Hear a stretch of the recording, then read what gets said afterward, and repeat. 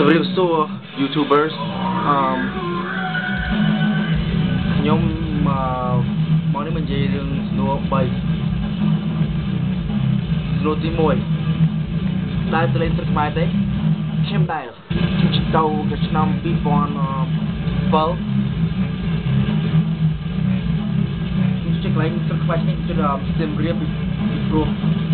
កោវត្តយើងនៅនឹងខ្លួនតៃនៅនឹងតែបានកសាងឡើងតែជាប្រវត្តិជ័យបារម៉ាន់ប្រស្តាច់ so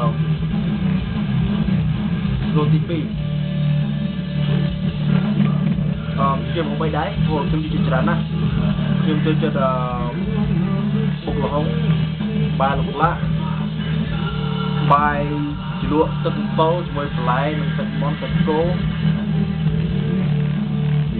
តែរបស់ឆ្ងាញ់ជាងគេតែការទៅលេងស្រុកខ្មែរឆ្នាំ2007បងប្អូនខ្ញុំជាមួយខ្ញុំ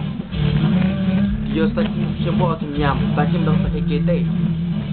ពេលញ៉ាំទៅពេលញ៉ាំលេបចូលហើយគេប្រាជ្ញថាអញជាសាច់ពោវេអានាមសាច់ពោវេអានាមហើយខ្ញុំខ្លាច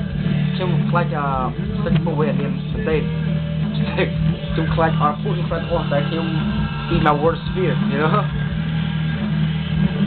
រទី3ពុកម្ដាយមកពីណាពុកម្ដាយខ្ញុំម៉ែខ្ញុំខ្មែរកាត់ចិនតែពុកម្ដាយគាត់មកពីកពត